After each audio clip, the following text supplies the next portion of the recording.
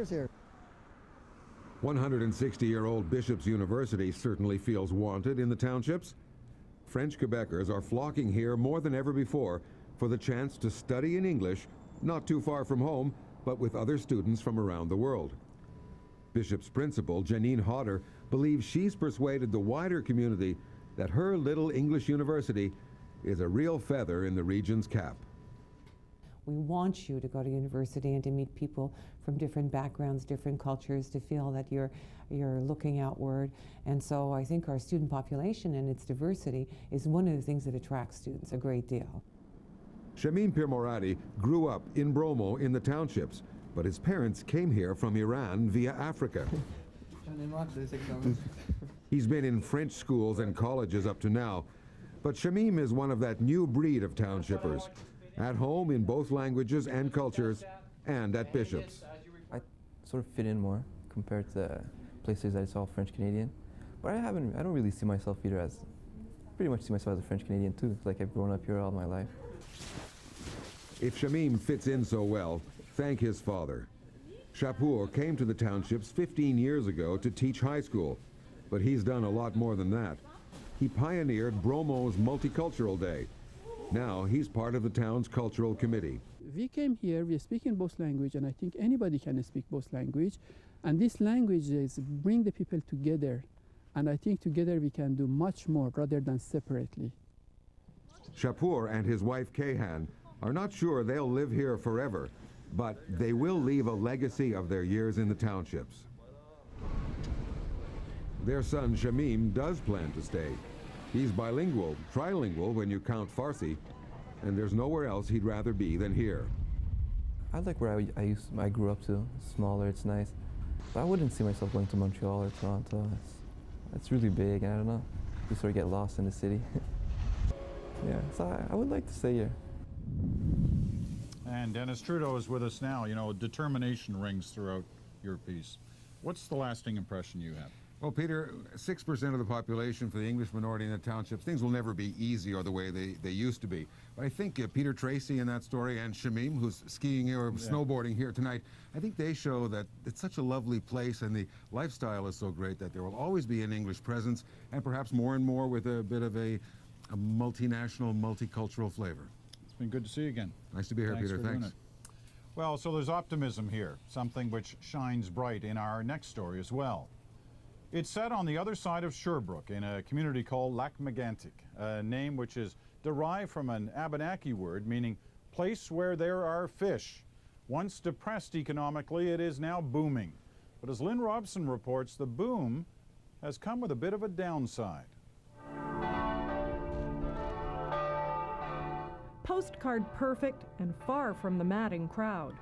At 3 hours from Montreal, Lac Megantic is an ideal location for people like astronomer Bernard Malenfant.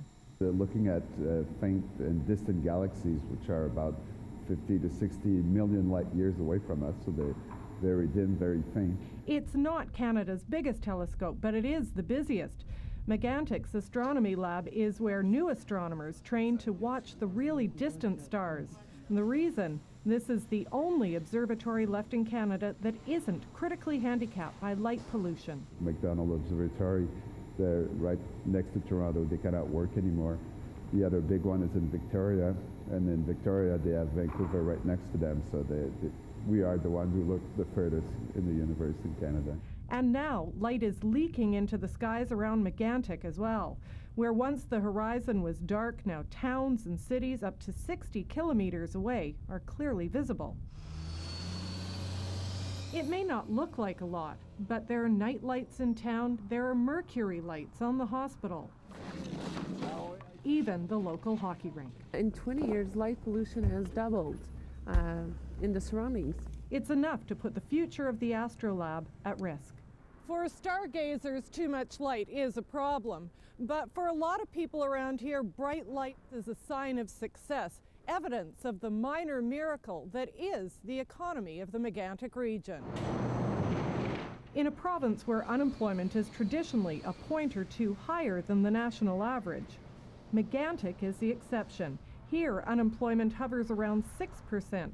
That's virtual full employment, something practically unheard of in Quebec.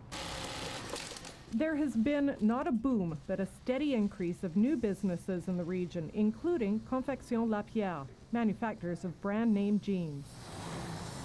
Madeleine Lanois set up shop here rather than in Montreal for one simple reason: it's cheaper. La main-d'œuvre, la bâtisse. Everything is at least 20% less expensive here, she says. The building, taxes, salaries. In 5 years, she's gone from 20 to 100 employees. She gives a lot of credit to the local government. C'est très agressif. They're very aggressive, says Langlois. They help us find and train staff. Things have not always been so pleasant in Megantic.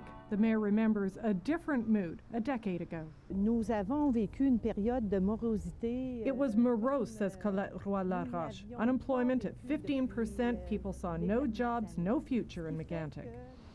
Some towns wait for things to improve, not Megantic. The small town leaders conducted a worldwide search. They found Townships, a Spanish company. They enticed it to open up a plant in Megantic. They were very aggressive at that time because a lot of young people were leaving the area because there were no jobs.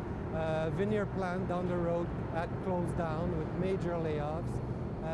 So the area was really in a bad way.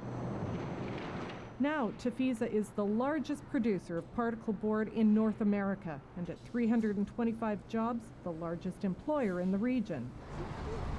The effect of Megantic's bustling economy can be seen in the number of big trucks rumbling along, and it can be seen in the night sky. How does it make you feel? Worried a little bit.